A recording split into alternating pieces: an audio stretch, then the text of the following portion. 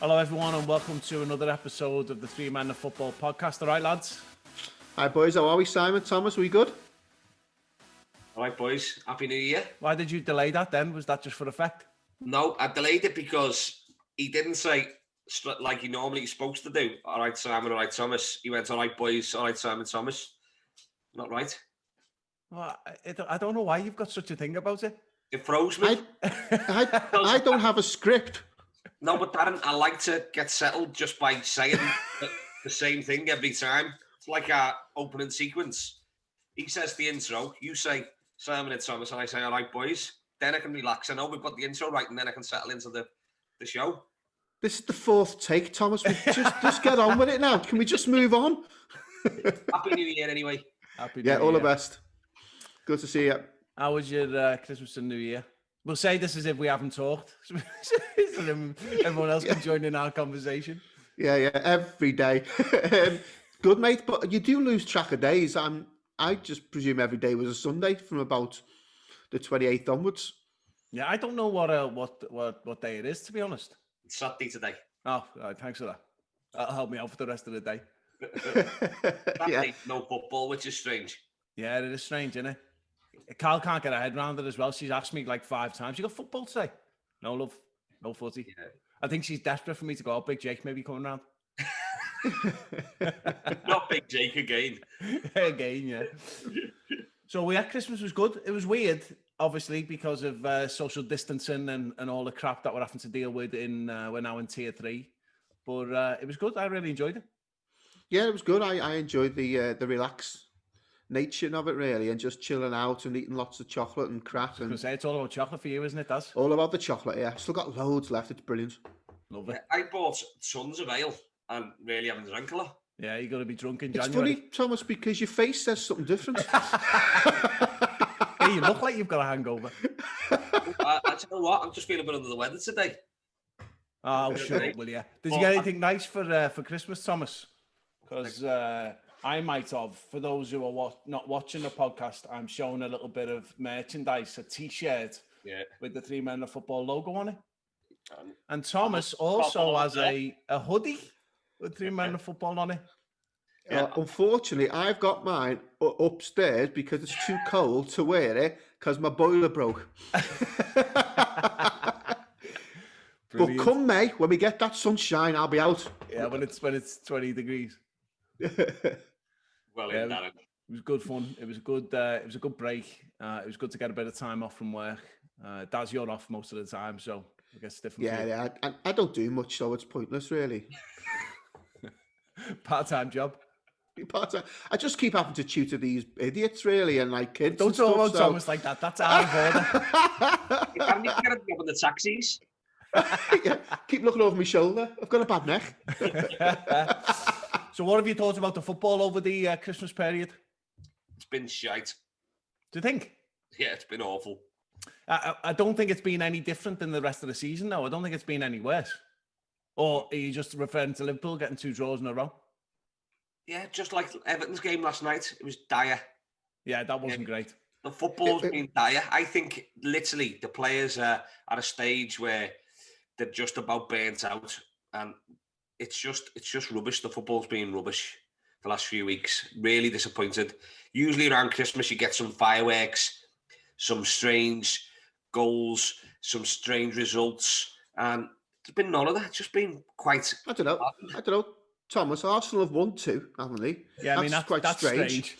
Yeah, and Villa United game last night, I thought it was a pretty decent game. It was second half pretty good. It was open, and a dodgy penalty again at Old Trafford. Never a penalty, by the way. Never a penalty. Do you know what? Dean Smith was right. In real time, I said yeah. Yeah. But when you VAR, and this way VAR, don't get me started. It's Saturday. It's I won't have a good day for the rest of the day here. But VAR is there to look at that and go, actually, do you know what? It's not quite right. Yeah. Yeah, you've got to, when you've got that technology there, you've got to use it right. But I mean, we've been complaining about that all year. They don't seem to use it right. And where they should be changing their mind, they're not. When they should be sticking to the decision, they're not. I think it's giving the referees a way out of the decision-making process. And you've only seen 2 or 3 that have changed their decision based on what they're being told. Yeah. You're right, I agree. The penalty last night was shocking, and it actually shows in slow-mo that it wasn't a penalty. And players have been urging for them to go and look at it in real time on the screen and in slow-mo, and then obviously make that decision, make the right decision. But he didn't even get the chance to go there and have a look at it. It's ridiculous. Yeah, it wasn't good. Wasn't good. All right, well, listen, today we're going to do something a little bit different. So instead of just talking about the football over the Christmas period, we are going to pick a team of the year for 2020. Liverpool. However, the spanner in the works is that we've all picked our own teams, and then we have to agree on a combined 11 for 2020. Can I just say, Si, I've got work Monday. Yeah. So this could be the longest podcast ever. And based on Darren's complaining, we limited it to 5 players per team maximum because obviously he thought Thomas was just going to pick all Liverpool players. So and he probably still is, but at least he can limit it. Exactly, yeah. So now it's 5. So it's 5 players. So we'll come to that in a bit, but I wanted to kick off with a couple of little comments that we've got. We've had some really good interaction on YouTube, which has been really good. And we've got some new listeners as well, people who haven't commented before. So I thought I'd share them with you. So the first one was from, I don't actually know the person's name, AYNZ72 is what they go by. Do you know on YouTube. what? That's my favourite name. Actually, it's a Villa supporter. This is the one that you interacted with quite a bit. Anyway, they said, Thomas, if you had any doubts about Jack Grealish being an elite player, he has produced more chances for others to score a total of 49 in 13 games than any other player, not just in the Premier League, but in world football, as well as his 6 goals in 13 matches. And that's a really good point. We've talked about him quite a bit, and we said last year that he was overrated. But actually, this year, he's doing really well. And I think he's having much more of an influence on the game for Villa than he ever has. I think he's playing with better players or players who have matured in the Premier League.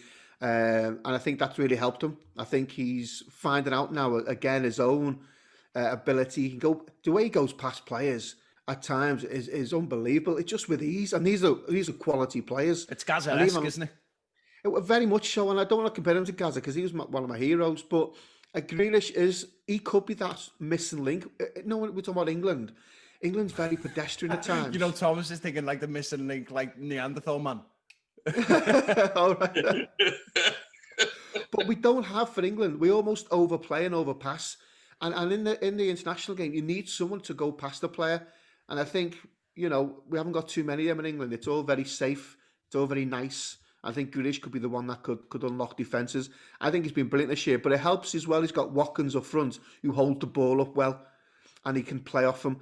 And I think he knows now he's got. And when Barkley played with him against Liverpool, they seem to have a good understanding. We need to get Barkley back. My concern with Barkley is he going to be a player that's 6 months in, 6 months out? That's no good for Villa. Yeah, but I did say, I think one of our last podcasts that the tide was turning with me for Grealish. I'd watched him quite a bit lately, and I was really impressed with how he runs the game for Villa, how he always wants the ball, the chances that he's creating, like you said, Darren, the way he goes past people. I had noticed, and I did mention it in the last podcast, that he's starting to grow on me and that he's a much improved player from what I'd seen the year before. But still, it does annoy me the way he goes down, literally a breath on his neck, and he goes down, ooh, all over the pitch.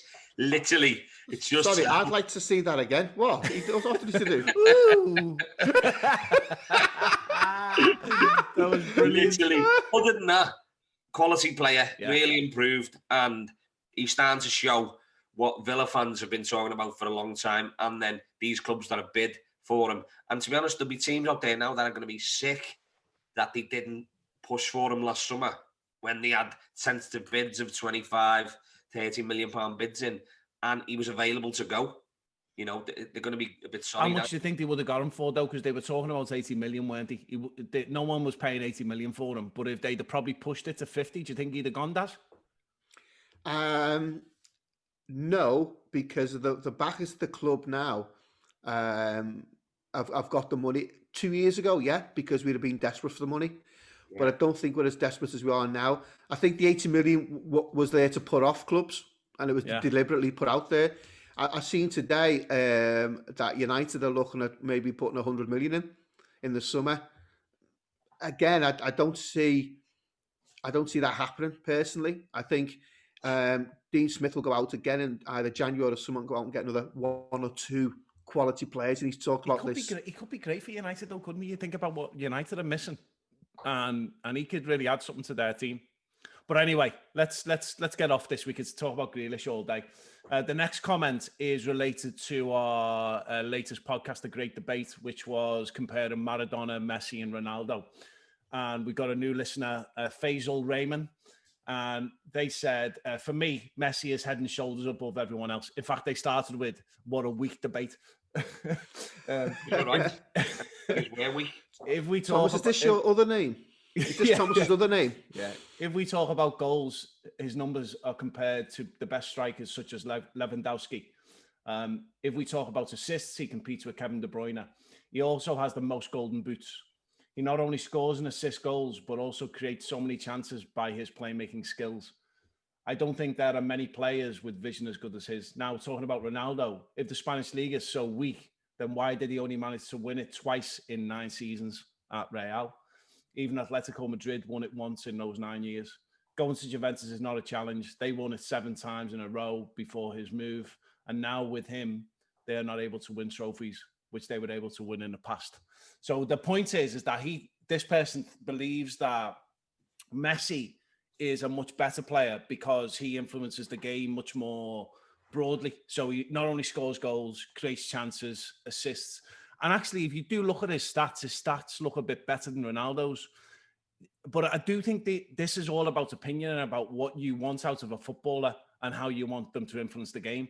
When Messi plays, I think he drifts in and out the game. But when he's in the game, he totally dominates the game. Whereas Ronaldo, you always feel like he's in it because he's up and down the pitch. He gets involved at the back. He gets involved in midfield, gets involved up front. Whereas I don't think Messi does so much. Messi drifts around the middle of the park until the ball comes close and then does something amazing. But I think it's a really good argument, a really good debate to have. And obviously this kicked off. I had a really good exchange with this person and they obviously listen. They've obviously got opinions and they know what they're talking about. It's a really good conversation. And he was I also think it's right, Darren. Just end the debate. I was right. Yous were wrong. Someone's backed me up. You're done. 2 against 1. Thomas, just because your wife goes on YouTube with another name doesn't mean she backs you up. But I think it's also a generation thing with Maradona. I believe that. I think people here's the next one, Daz, which you will appreciate. Ian Reid said Maradona is the GOAT. So what, Sean Goater from Man City? I think that's very harsh. So Ian Reid agreed with you, Daz. I've always liked him. Lovely fella.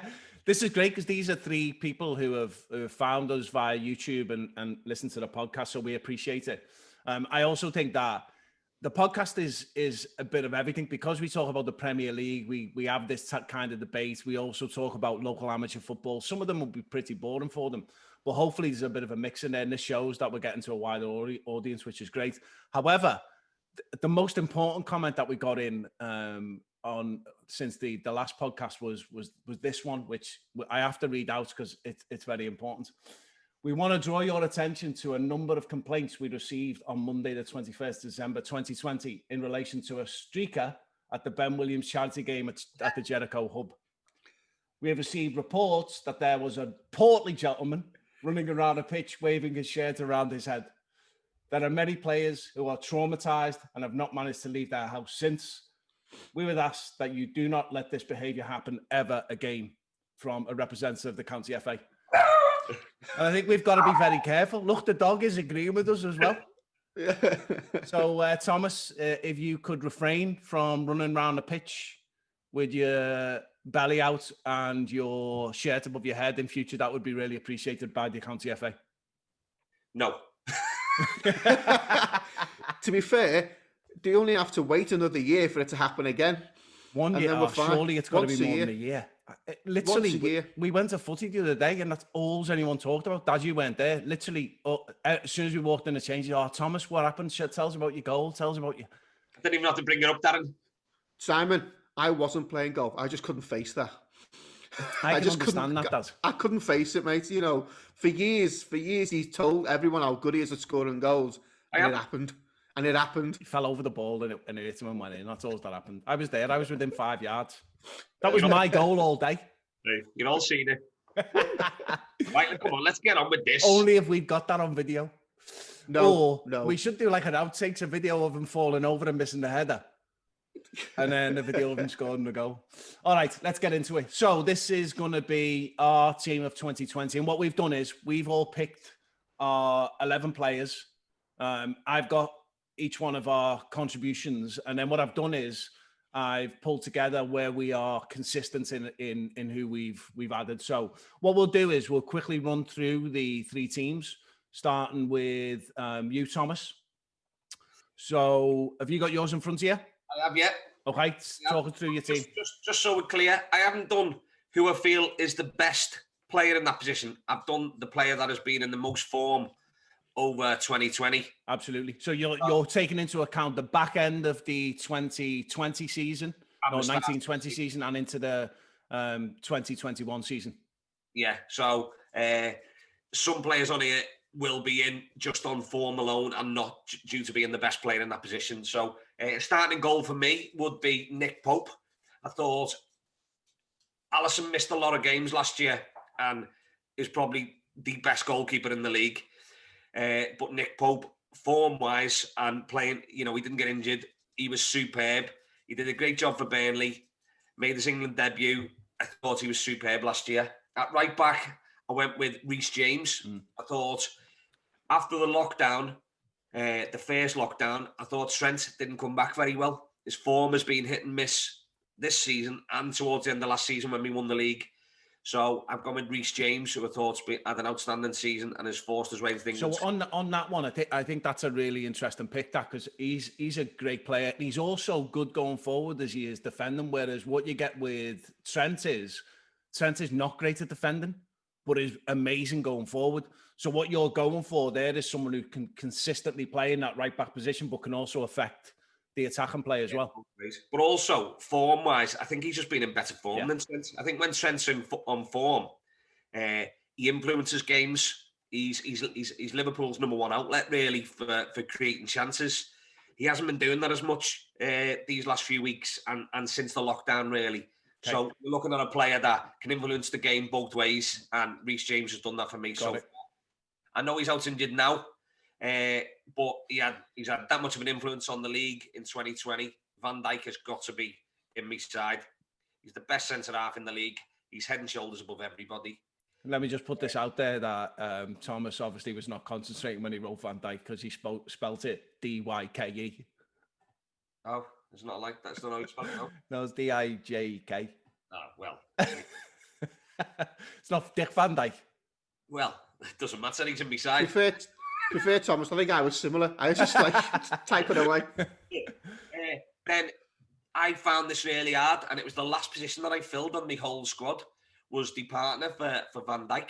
By the way, everyone has found this one hard because you can see in the selections.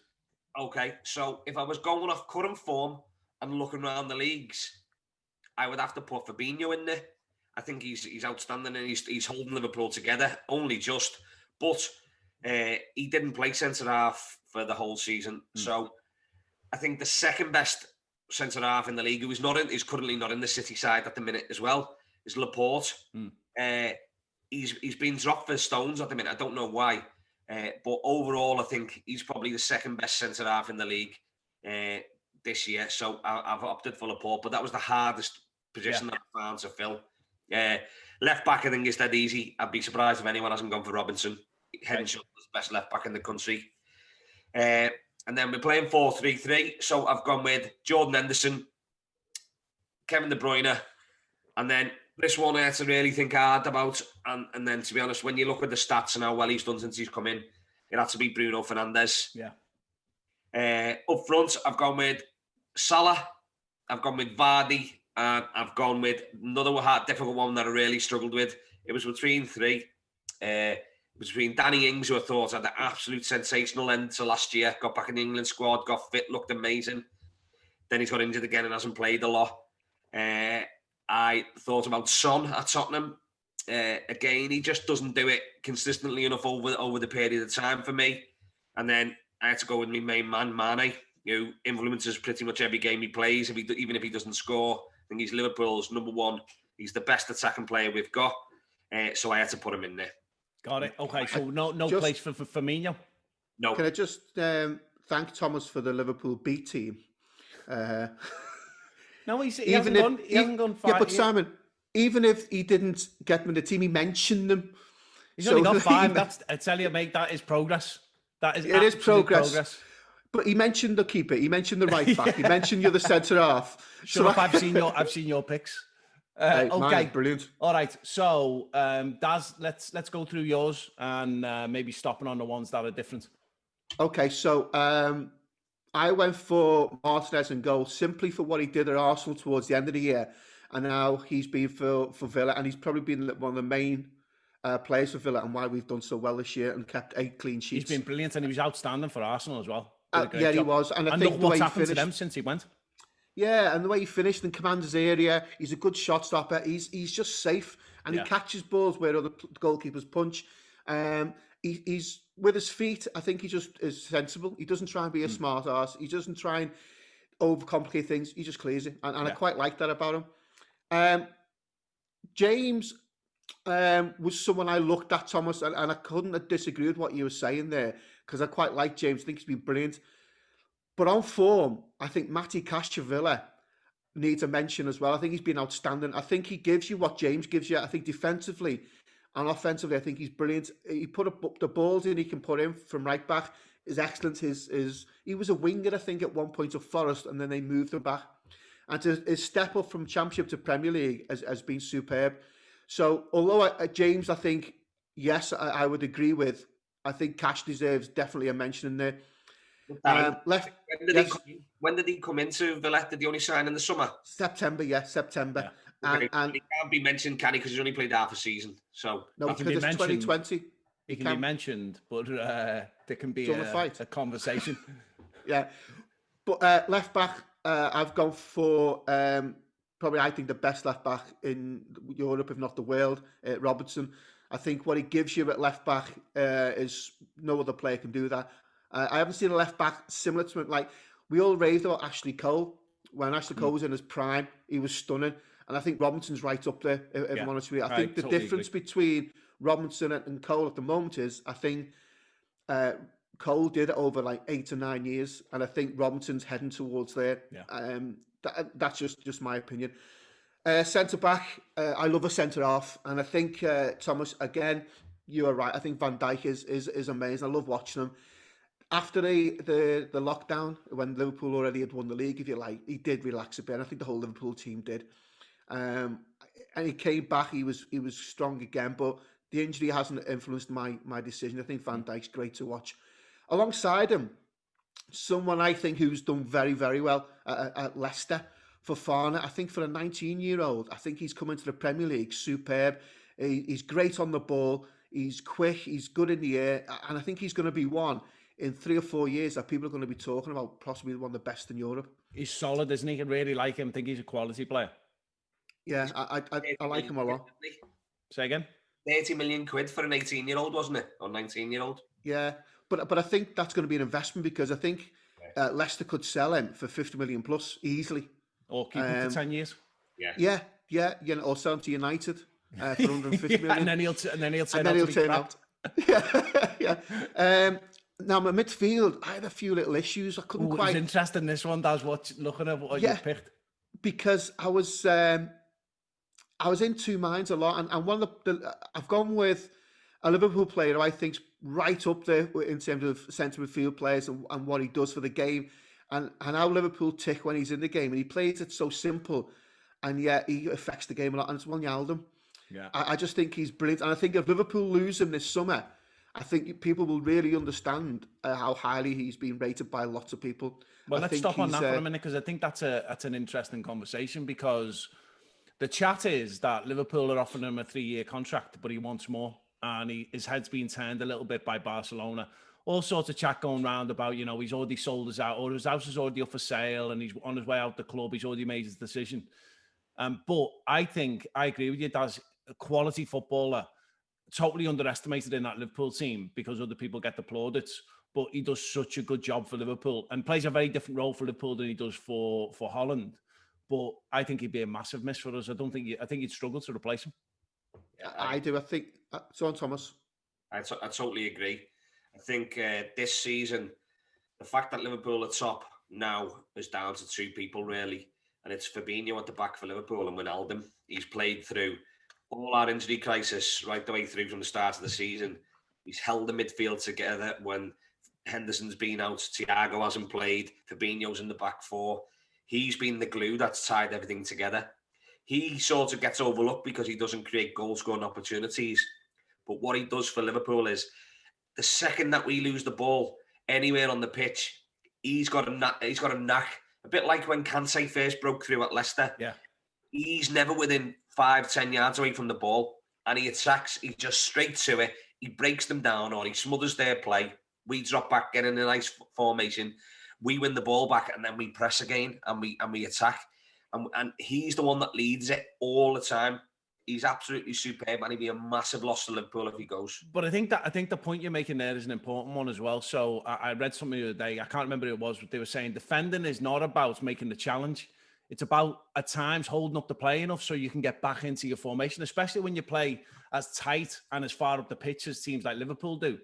A lot of it is about slowing the game down. Now, when you're playing in that midfield role, actually, it's the most important thing you can do is just hold the play up. If they break away, if you can stop them breaking away, you don't have to put the tackle in.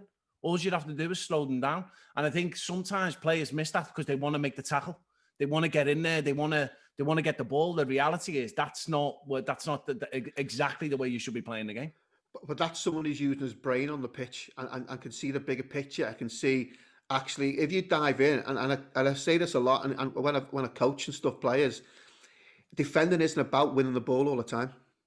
It's not about making sure you can win the ball. It's about making sure you're defending, and that's a different mentality. And so I think Wijnaldum's probably one of the best I've seen doing it. Yeah. Okay. What else, Daz? I've gone for probably, I think, one of the most gifted players in midfield, De Bruyne from Man City. Yeah. I think, without a doubt, when he puts a ball in, when people are moving, I think he's frustrated at City at the moment. I don't think he's got the movement that he wants. I think losing David Villa, is that him? Yeah, he was the one who helped De Bruyne move the ball. David Silva, sorry. David Silva, thanks. He's the one who... Although David Villa was pretty good, like... Yeah. He was the one who he was the one who helped Man City tick, and I think they haven't replaced him. Although the young kids, Foden's quite good, he's not up there. Yeah. And I think De Bruyne is just missing that bit of movement up front from Aguero in terms of the 2 or 3 yards he creates. But I think there's in world football, he's stunning. Yeah. And then my last choice is similar to Thomas's, someone who's impacted his team since January, Fernandes. I think it's someone who keeps doing it. He took the penalty last night and missed the skip run up. He just went and put it in the bottom corner.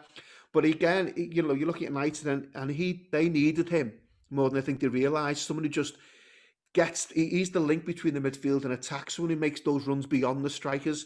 And I think in this three, you're going to have Wijnaldum sitting, De Bruyne doing his midfield role, and Fernandes breaking forward in to support the forwards.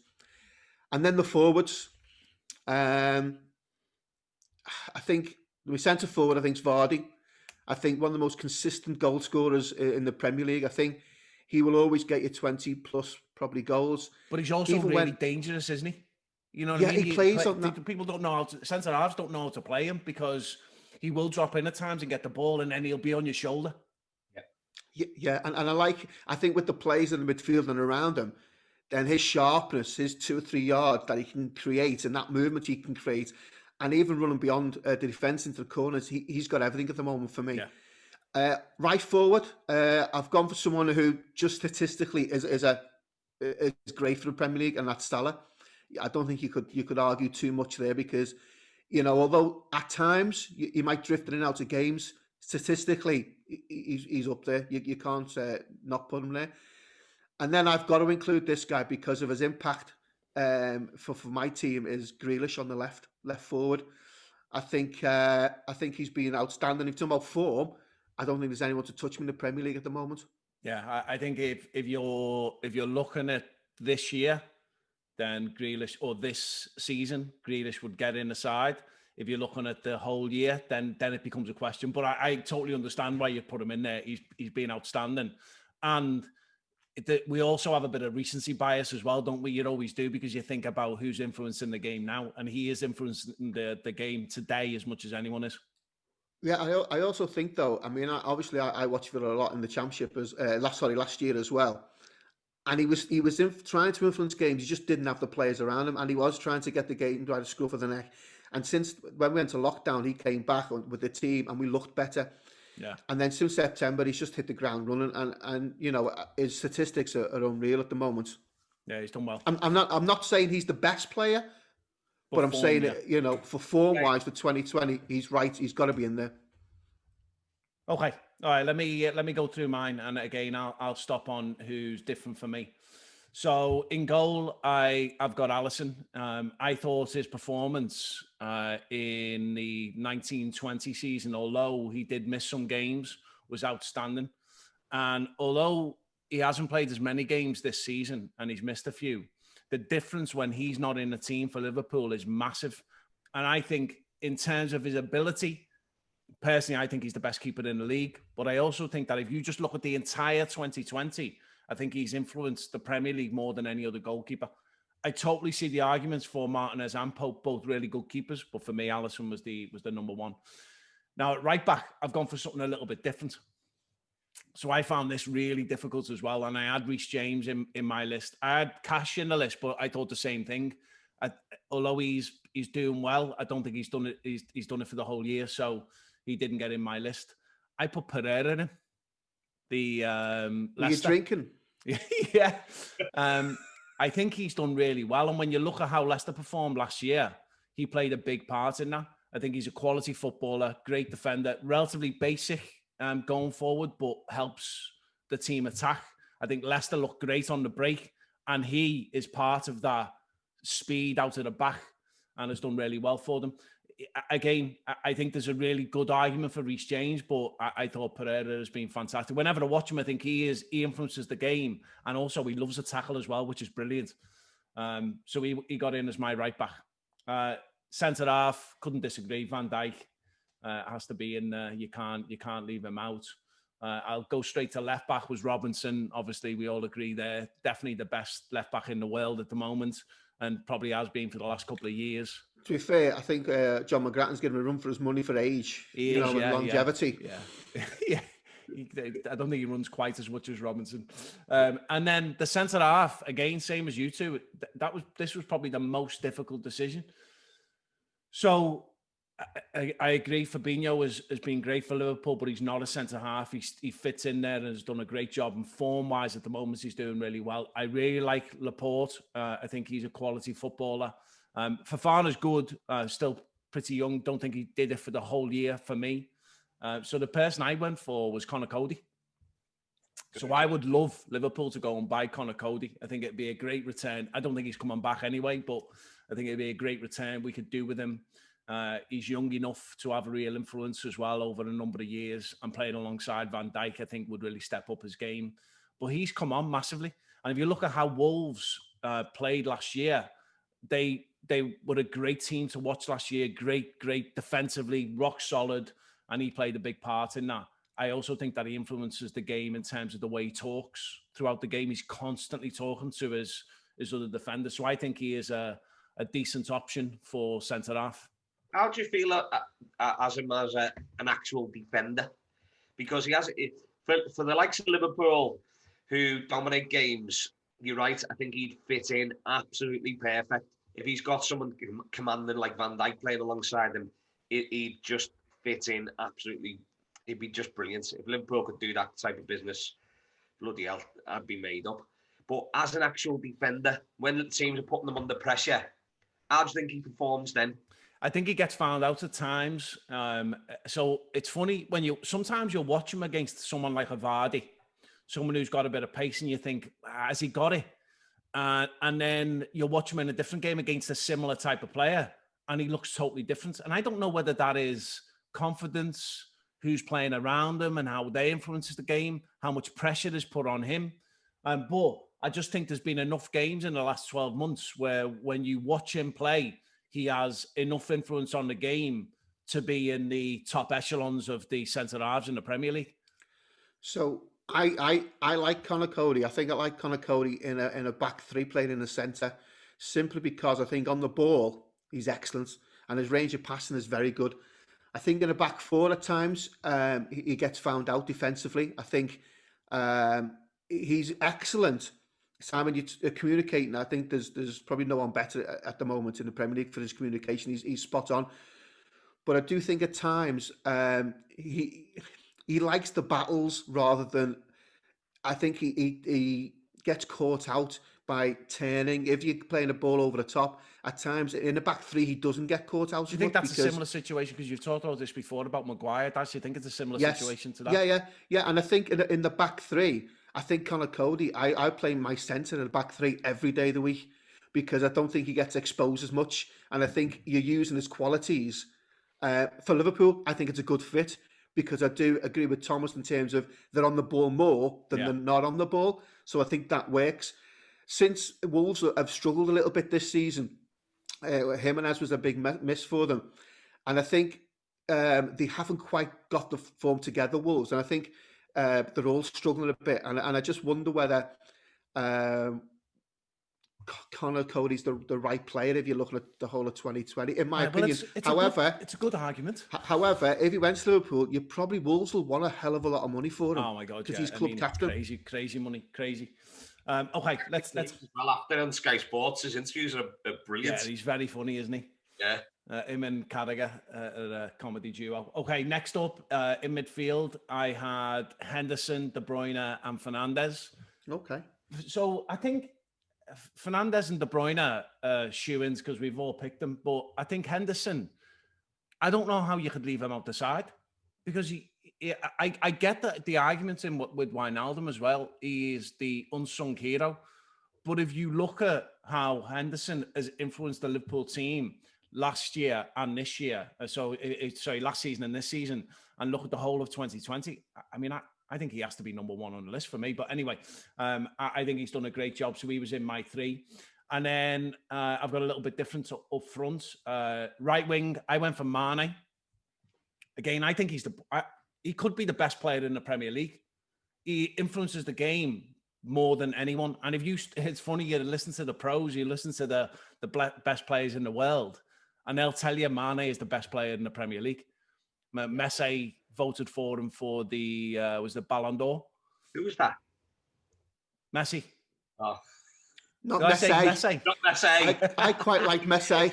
It sounds like ooh Betty. So yeah, Messi voted for him for the Ballon d'Or because as far as the best players in the world are concerned, he's the best player in the Premier League. Is that because he couldn't spell Grealish? You just won't get off it, will you? All right, so yeah, I went for Mane on the right, went for Vardy in the middle. I totally agree. As a central striker, I don't think there's anyone better in the Premier League. And then left, I went for Son. Again, I think what you're also trying to get is, I did think a lot about how these players will play together as well. And when you look at the pace of Vardy down the centre, and then Mane and Son either side of him, I mean, that is an unbelievable forward line. And to be fair, you can pick any of the people that we've got on these lists, but that is absolutely rock solid. Yeah, you can't argue with Son, although I will. But I had Son in mind, and then I took him out, and there's a lot of similarity with these players that we're picking, and it's just going to come down to personal preference. But Mane is all right. So let's go through the ones that are fixed, right? So we've got who are in. Who's the shoe? For goalkeeper, we haven't got a decision because we've got three different. For right back, we haven't got a decision, and we'll have to talk about that. Centre half, we've got Van Dijk is in, and then we've got a space for the second centre half. At left back, we've got Robertson. He's in.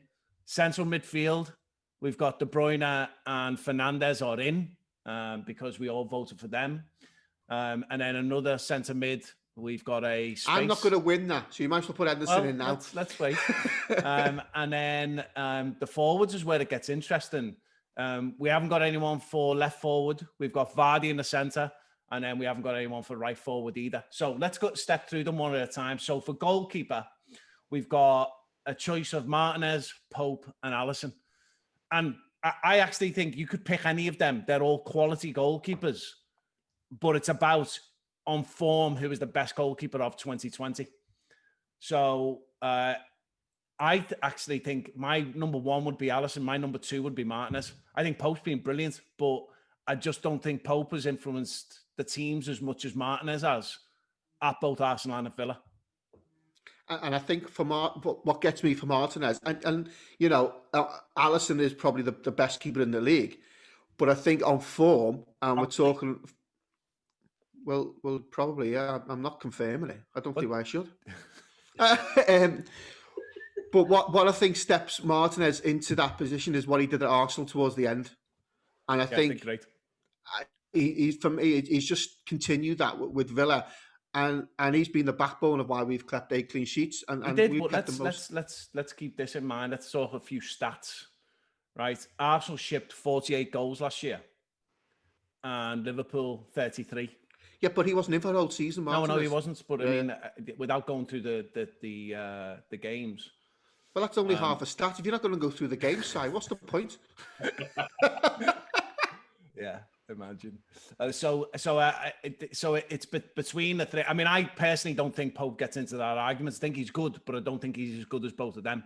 The reason why I threw Pope in was because Alisson misses games, and he was consistently good, Pope. And I thought, let's not have your Liverpool blinkers on, and let's try and share the wealth around the league. That was my original thought, and then when you actually look at who do you think the best goalkeeper in the league is? Well, I obviously think it's Alisson, and that's not with me blinkers on. When you look at all the keepers, De Gea's gone backwards over the last couple of years. Chelsea, they can't buy a decent keeper. They're having terrible troubles. Arsenal, Leno doesn't look great. You're right, Darren, your guy, Martinelli, looks very good. Who? Martinelli. He's a 1940s New York gangster, Martinelli. He sells ice creams outside in a van. Martinez. One thing that I think, Ederson, again, he wasn't great last year. Still a quality keeper, and he should be in our thoughts. But now that it's coming through me, none of them, apart from Ederson, did what Alisson's got in his locker, which was the goal against Man United, which pretty much won us the league last year. That was the game that sort of we all said once we beat Man United, we'd won the league. You know, from a goal out of his hands, down the wing, put Salah through to score. So if I was going to have to change my mind, it would be for Alisson. Okay, but then the other thing that we've got to keep in mind, and to be honest, Tom, that was one of the things that influenced me as well. I think Martinez is a great goalkeeper, nowhere near as good on the floor. And Darren mentioned that earlier. Actually, he does it basic, which I think works quite well for Villa, but would not work well on the Liverpool side because Alisson starts a lot of our attacks. But what we also have to keep in mind is we can only have 5 Liverpool players. So we might, if it's a 2-1 vote, Alisson to Martinez, we might say it's Alisson, but then we might have to go back to Martinez depending on who we pick elsewhere. So if it's 2-1, me and Thomas are picking Alisson, we'll go Alisson, and then Martinez will be the backup, and we'll see where we end. See, I think we should lock that in, and you can't change your mind. You've got to make better decisions, boys. No, that's not the way it works, mate. You're picking a team. Okay, so right back. It's Simon's game and he's going home if he doesn't get his way. No, it's not the way it works. It's not. When you go through and you pick your 5, you've got to be 5 in total. You don't lock in one and then say, well, then I can't pick them. You've got to make better decisions. That's absolute bollocks. That makes no sense. You're meant to be a teacher. He's turned. You're meant to be a teacher. You're talking absolute bollocks. No, because you should have a bigger picture. You should know who it's going to happen. Well, you've just totally contradicted your own arguments. You need a bigger picture. Anyway, you do need a bit. Go on. So right back, we've got Pereira, Reece James, and Cash. I think James. I'm going to go with. I'm good with Thomas James. Yeah. Yeah, I'm good with James. I think that's a good decision. He has done well. I think he defends better than Trent. and influences the game going forward. I don't think he's as good in the final third as Trent is and doesn't influence goals as much as Trent does. But I just think when you're looking at his entire game, he probably influences the game more. Certainly during that 12 months anyway. So then we've got Van Dijk who's in, and then at centre-half, we have a choice of Connor Cody, Laporte, and Fofana. I'm going to say, for me, not Laporte for me. I don't think he's played enough, if I'm honest with you. Agree. I mean, he's good. He's a quality he player. Is good, and actually, I like him. They missed him massively. Massively. But I don't think he's played enough, personally, to warrant that. Although I do think he's a really good player. Yeah, I agree. Yeah, I agree. He's out for me. Laporte's out for me. Yeah. My other one is, if we're playing a 4, then I'm not sure on Cody. If we're playing a 5 or 3 at the back, then Cody's, yeah. Okay, we're playing a 4, but I just don't know whether Fofana's good enough. He's only hit the ground running this season. So I don't agree with. But that's still 2020, isn't it? No, but it's not a full season. We're looking over because you can just say, well, on form this year, you can throw Fabinho in there. Yeah, I mean, I'd pick Fabinho over Fofana if you were just looking at the start of this year. But I mean, he's not a centre half, is he? Let's be honest. No, he's not. But I mean, form wise, he's playing brilliant. So I think you should have a rethink and go back to Laporte. Yeah. No, I can't. Look, I just don't. He missed too many games. He was one of the reasons why City didn't do so well at the back end of the season. He missed the games at the start of the season. He come back after Christmas, and that's when City went on a run and started putting the wins together. Sure, he didn't miss games towards the end. I'm sure he missed games towards the end of the year. Missed games this season. He's been dropped. Well, there you go. Well, there you go. He's not even making it into. He's getting dropped. If John Stones is better than him, that's it for me. You've lost already. Pep. So, Thomas, you've got to make a decision whether you go with Cody or Fofana. Yeah. Well, it's not Fofana, so I'll have to go with Connor. There you go. Okay, Connor Cody at centre half. I can see where this is heading, boys. By the way, Connor Cody centre half. All right, so then we've got Robertson as a shoe-in, and then midfield. This is a good one for midfield because they're really good arguments. I mean, I think it's an obvious one, but it's a good argument. De Bruyne and Bruno Fernandes are in.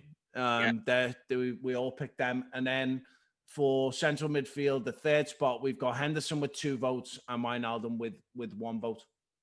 And I don't think, although I can totally see your argument, Daz, but I don't think the argument is enough for me to sway me, because for me, Henderson was first on the list. Out of those, I'm not going to even. There's no point me. It's 2-1. So captain as well. Yeah. All right. I'd have Pope as captain. Yeah, get Nick Pope in. All right. And we're at centre half. Yeah.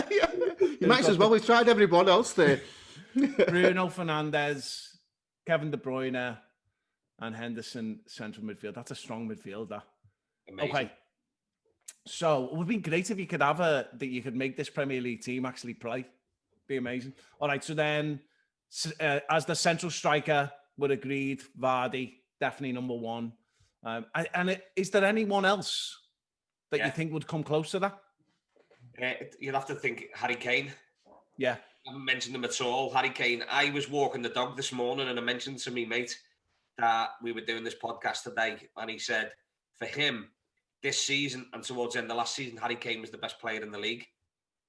And I don't really like Harry Kane, and I dismissed it. And then the more I've thought about it since then, he started this season on absolute fire, him and Son, and he set up a lot of goals. And we talked about him influencing games, dropping in deep, playing people and being a bit selfless, which you don't have your number 9 as generally. So I think he's definitely in there or thereabouts to be considered for the team. And he's a totally different player. He's more of a focal point rather than having 3 players that want to run in behind, which we've got here. Yeah, there's no one outside of it. Calvert-Lewin is another one. This season, really, he's hit the gap, hasn't he? He's been outstanding. And then Ings is probably the only other one as well. Yeah. But I do think that Vardy is standout, isn't he? I mean, I didn't even stop to think about that. It was really obvious for the central striker. Because also he would stretch the play as well. I mean, it's very different than the way Liverpool play, because they play it the other way around where Fabinho drops in. Yeah. But playing Vardy on the shoulder of the last man, imagine how much space that gives you midfield as well. Yeah, I don't see anyone else but Vardy. Yeah, okay, so then the left forward, we've got three totally different choices. We've got Salah, Son, and Grealish. And I think, so my choice was Son. And I would give that up for Grealish. Sorry, something in my eye there, Si. Yeah, I think Son has been outstanding with Kane as a partnership. But I do think that if you want someone who is going to break the lines and is going to put teams under pressure, I think Grealish has got something in his locker that Son hasn't. Son moves at pace at players and is really good on the ball, but Grealish is next level, especially over the last maybe 10 or 15 games. Do you not think he'd be more suited to be, we should be having this argument over whether he plays over Fernandes rather than... No, not in midfield. I wouldn't play him in midfield. No. I think that midfield is really well balanced though, isn't it? You think about it. Yeah, I like, I just can't see how you can put Grealish. You want to pick Grealish over Son, Mane or Salah? Well, I wouldn't pick him over Mane, but I'd pick him over Salah. Okay. But and again, I think Darren's argument on Salah was a good one as well, about because he had him in the right wing position. That's where I've got him, right wing. Okay, so I've got Salah on the right and Mane on the left. Oh yeah, and yeah, sorry, you had them on the left. Yeah, just the way it's typed it. Sorry, Darren had it on the right. So anyway, Salah's in both sides. So, but I do think that Darren's argument for Salah was a good one in that if you just look at the bare statistics over those 12 months, I mean, I don't know how you can't pick him, but I think that if you want someone, if you're picking based on how he's influenced their team, Salah influences Liverpool by scoring goals. Doesn't influence Liverpool by creating that many chances because he's greedy. But that works for us because he scores a lot of goals. Yeah. But if you look at this team and you think about how he will impact the team, I think Grealish has got something there that would you leave him out the team right now? And also, if you look at Salah, he's got other world-class players around him to actually, so he can be greedy. He can afford to be greedy at times. He can, yeah. But what about so then the choice here is between three players for two positions. It's Grealish, Salah, and Mane for left and right forward. I'm getting more because I think I'd be happy going with Grealish, Mane. See, I just don't think it works. You've got to play Salah on the right where he plays at Liverpool, and if it was a toss-up, and it's not even a toss-up, if you're looking and saying Grealish, you're going to put Grealish in before Mane as your left forward, I think he's off your heads. But then you've got six Liverpool players. You can't do that, mate. It's 5 players. You've got to stick to that. So okay, so then I'm happy then Grealish can go in. So then, but then so then the choice is left forward Grealish, right forward either Mane or Salah. I had Salah there for statistics. However, I think Mane's a better footballer. I think Salah influences the game more from the right-hand side than Mane would. And he would score you more goals, which would then influence the match more. He scores more first goals in a game to actually give you the lead in a game. And he's probably scored more winners than Mane has in the last. So he's scoring you the goals that are influencing the games. Mane influences the games by being a complete and utter handful for every opposition that he plays against. Whenever he gets the ball, he terrorizes players, but I don't think he does it on the right-hand side. I think he influences the game far better on the left-hand side, cutting in the same way Salah does on the opposite side. If we're shooting in a position, then it's got to be Salah in the right. It's got to be. I don't see how you can swap it looking at the stats and also watching Liverpool. I do think it's hard to pick a team without Salah in it. It's so hard. I love Mane. Mane's my favourite Liverpool player at the minute, him and Van Dijk. absolutely outstanding. But Salah gets overlooked far too much by everybody, especially Liverpool fans. His influence on the Liverpool team is humongous. It's more important than Mane's, because he scores Salah scores all the important goals. He scores all. Whenever we go 1-0 up, it's always Salah. Whenever we are trying to scrape a result and we go into the last 10 minutes, it's always Salah that scores that goal. Currently, I think he's sitting 3 goals ahead at the top of the goal scoring charts this year. And I think he was maybe 2 or 3 behind Vardy at the end of last season for the league lead, or the golden boots, or whatever you call it. You can't look past him, even though I think on his day, Mane is a better footballer than Salah. Salah's influence is too great to not have in the side. Yeah, I think when you look at the 12 months, I think that argument probably stands up. So yeah, I think I'd go with Salah as well. So can I ask you both Simon, can I ask you both a question then? There's always talk, isn't it, of Real Madrid coming in for Salah, Mane or whatever. Who would, I mean, as Liverpool fans, who would you, if you can't keep any of them, who would you prefer to keep? So if we could keep one of Mane or Salah? Or Salah, yeah. Just I just want to, just interesting. So at this stage, I'd pick Mane. I get Thomas's arguments. I think he's right. I think Salah's goals do influence the game more than Mane's play generally. But I think attitude-wise, I'd keep Mane. Yeah, I agree. Mane, I like Mane more as a player. He's selfless. He works harder. I mean, Salah gets overlooked for a lot of things. He works really hard. He is a little bit selfish around the box, a lot more selfish than the other players, the other forwards that we've got. But I seen yesterday on the news, or a football show, they were talking about, Danny Murphy, I think it was, said there's only 2 players in world football at the moment that Liverpool would have to buy to replace Salah. One of them was Jadon Sancho, who is not a patch on him. Doesn't score enough goals, just nowhere near good enough. He's got the big name, and he'll bring the massive price tag for us to replace him. In that sense, he's not good enough. The one player I think that in world football at the minute is the lad up front for Haaland. Yeah, Haaland, brilliant. But then Liverpool would have to change the style of play. Yeah, he's an old-fashioned centre forward, but with loads of ability. So it wouldn't work. You wouldn't be replacing him like for like. You possibly replace his goals by bringing Haaland in, but you wouldn't replace. You'd be looking at a change in the system. Yeah, the system is so effective at the moment. Why would you want to go and do that?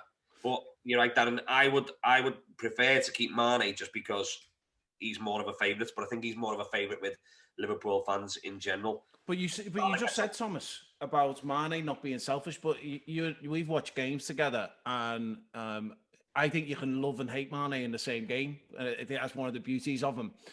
He does things, and at times he passes when he shouldn't pass. You want him to be more selfish. You almost want him to get a little bit of the Salahs about him, because he almost seems to get into decent positions and then want to play in a someone that's alongside him as opposed to just going at goal.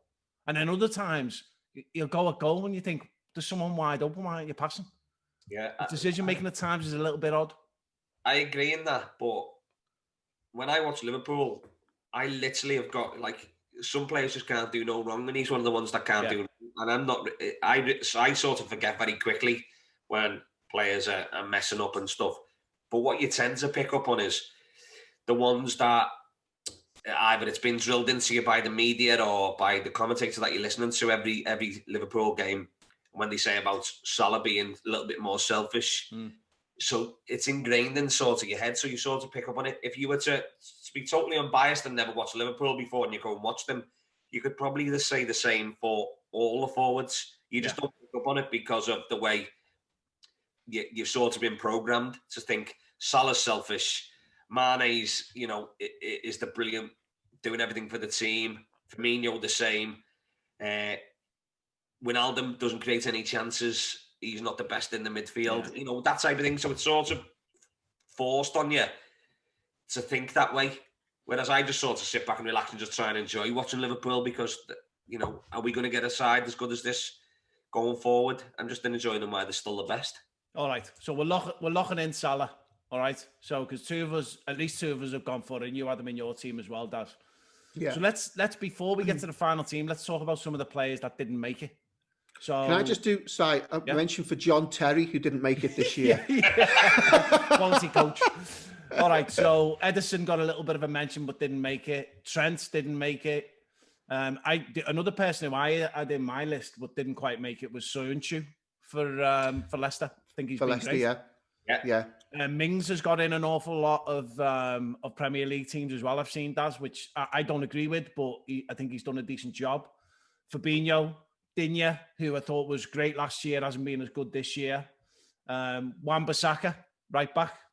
I think he's a reasonable shout as well. Chilwell, left back. Fernandinho, centre half. Although again, Simon, there's a West Ham centre half who's been doing pretty well all season. Again, I watched him last night, and he's just a solid. I forget his name. I'm hopeless, but he's just a solid centre half. I think he's 30 or 32 now. Yeah. But he's going to be one to watch this for the rest of the season, because I think in the summer West Ham might lose him. Yeah, good centre halves are hard to come by, as you know well, Daz. Ndidi didn't get a mention at centre mid. I think he's done a decent job. He's filled that gap pretty well for them. Fabinho, say again? Tielemans. Yeah, Tielemans, yeah. Fabinho didn't get a mention at centre mid, got a mention at centre half. Did great for Liverpool last year. David Silva, because he isn't here, he goes out of mind, but he was great for them last year. Maddison doesn't play enough games. Misses too many games, but if you're looking at influence on the game, he could be someone who could get into the 2021 team, definitely. Yeah, he just needs to play more. I think he's injury prone, to be honest. Yeah, and then the forwards, we talked about Kane just now. He didn't make it, and he almost didn't even enter my head when I thought about Vardy, because Vardy was so obvious for me, but he's obviously one that could get in.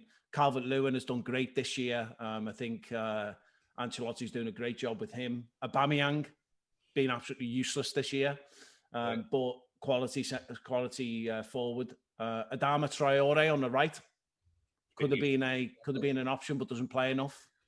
He's also, his quality at times isn't great at all. Yeah. He's an impact player, but I don't see the quality. You're right. Mahrez, right wing. I think he drifts in and out of influence. Yeah. He's not always that great. Richarlison, I think was a reasonable shout to be in and around. In and out, though. I tell you, Simon, Alan will be one to look out for next year. Yeah. I think Alan for Everton, if he can keep him fit, I think he's a really good player. He's done well at Everton so far, because he was like over the full season. Could play that whole midfield role, couldn't he? I'll tell you what we should do. We should do a who we think is going to be Team of the Year 2021. Well, let's finish this one off first. I know that, but I'm just saying we should. So the other person, always like that. The other person who we didn't mention was Rashford, and it's so I did think about Rashford, but I was more thinking about what he's done off the pitch as well. He's been amazing this year, given what's happened in 2020. But he's also been good for United. United just haven't been at it, although doing well now. Sterling didn't get a mention, but I think that might be because me and Thomas hate him. Martial didn't get a mention. I wouldn't put him in any team, but again, he gets mentioned in Premier League teams. And then Danny Ings, we talked about. But just on that side with Sterling and Rashford and Martial, they're not consistent enough for me. They drifted in and out of games, drifted in and out of the season, and they'll have a purple patch where they'll be great for 6 games, and then they won't see them for 6. Especially Martial. Sterling has been really good for City over the years, but he's not doing as well at the moment. But Martial, literally, he'll have one good game and then he'll have 3 crap games. Yeah, he's just not good enough. All right, so here's our Premier League team of 2020. We've got Alisson in goal, Reece James at right back, Virgil van Dijk centre half with Connor Cody, left back Robertson, central midfield is a killer central midfield, De Bruyne, Fernandes and Henderson. I don't think you're getting much better than that. And then our forward lineup from left to right is Grealish, Vardy, and Mo Salah. Yeah, that's It's pretty strong, isn't it? It is. It's all about personal preference as well in one or two positions, particularly the forward line, I think. But But you could go either way really with good. some of them, couldn't you? You could go with Mane, Son. You could probably go with Kane as well, and it'd be a solid team. But you just think influenced in the game and goals, and to get the goals of Vardy and Salah between them, be amazing. I don't think, to be honest, I don't think Grealish deserves to be in that side, but I got outvoted. Well, you also got outruled as well because the rule is 5 players. No, but I think I'd prefer to have Son or Kane in there over instead of him. You couldn't have Kane. I don't know because you couldn't have Kane because Kane's not playing left forward. Move Vardy over and just play. No. The man's drunk. I think the man's drunk now. He's not enough. Well, see, this is the thing, Thomas. When you're doing a podcast with 2 other people, you don't always win. No, I know that, but I'm still letting you know that I don't agree with it. But then, I think people out there should post theirs and let's see how. That's the beauty of democracy. I think that is one that will definitely get some disagreements, and I can totally see the disagreements. It's hard to see a team that hasn't got Mane or Son, both quality footballers. But I do think if you look at what's going on, certainly, again, if you have a bit of recency bias, Grealish is a decent one. And, we've got to give something. Yeah, give me something. You've also got to think we're not talking about the best players. We're talking about how they've influenced and what they've done over the whole year for their team. And I think that's Grealish just happened to play in not a very good side for most of the year, which stood out even better. He's turned the style on a bit this year. He's playing for a move, isn't he? Oh, tell you what. I tell you what, hey, that's not. We can't end it on that. I've just got Simon. Can I just do a Thomas Morris quote that I picked up in the podcast? He said, "He's the glue that ties things together." Not sticks things together, it ties things together. I'm going to try each week to bring out a Thomas Morris quote, I think. A quote of the week. A quote of the week. A lot of them we couldn't say, though, Dad. No, I'll edit them. I will drop kick you when I see you. That's love, that, Thomas. That's what that is. All right. So before we get done, Daz, any final comments? Let's not have another Thomas Morris comment. No. I just think it's this season so far. It's very close. The top 8, 9. You win a couple of games, you're right in the mix again. Relegation battle. I think no one's really surprised there. But looking forward to how things tie out, and hopefully we'll have a closer race than last year. Although I can't see a different outcome, I think it'll be a closer race. Thomas. Well, it does. I didn't think you'd say that. I think there's a few... I'm scared of you now, Thomas. I'm scared he's going to beat me up. There's a few concerns to come for the rest of the year. I think Liverpool are going to struggle if they don't sort that centre-half issue out that they're really struggling at the moment. Matip's made of glass. If anything was to happen to Fabinho, we would be absolutely screwed. There is talk today on the internet that we're signing a 20-year-old from Lille. His surname's Botman. Like Batman, but Botman. He's signing for about 20 million quid. So hopefully... Like Batman, but Botman. Oh my God. Just put that in the quotes. Hopefully he's all right and we'll see how we go. Yeah. So when you look at the table, I think you're right. I mean, the fact that United have sneaked up on us and are now on the same points in the same games says a lot about what's going on this season, because United haven't been great. We haven't been great. Drawing 2 games in a row over the Christmas period has really hurt us massively, because there were 2 games we absolutely should have won. And I personally think there's a little bit of blinkers going on with some Liverpool fans. I seen a lot of chat afterwards on Twitter about how brilliant we were and how we should have won the games. And we should have won the games, but we should be able to grind out those wins. Those are teams that we absolutely would have guaranteed 3 points from last year. And it's disappointing that we haven't. I get that it's difficult, but we need to step up. We definitely need to win our next game. We need to get back on the horse. And I agree, Thomas, the centre-half position is the area that's really hurting us. We're not leaking too many goals, but I do think it's putting us under a massive amount of pressure. But I do think it makes for a better season. Football has been crap this year. No doubt at all the players are impacted by the lack of a real pre-season. I think tactically we agreed that early on the defences were really, really poor. I think actually it's got a bit better. You're seeing less big scores in games, and the defensives are playing better. Just Liverpool's are not playing that much better. I'd love to see us get back on form, win the next game. I think that then would put pressure on United, but it looks really tight at the top. You've got Liverpool, Man United, Tottenham, Leicester, Everton are still in 5th. Chelsea sneaking up into 6th. It's going to be an interesting year this year, and we'll have more of this chat to come. So for those who are listening, go and visit the website at 3menoffootball.com. You can download the podcast on Apple Podcasts, Google Podcasts, Spotify, TuneIn, anywhere you want it. Or you can come and watch us on YouTube and watch us make a fool of ourselves. Looking forward to the next one, lads. See you all soon. Take care, guys. See you soon. Bye-bye. Bye.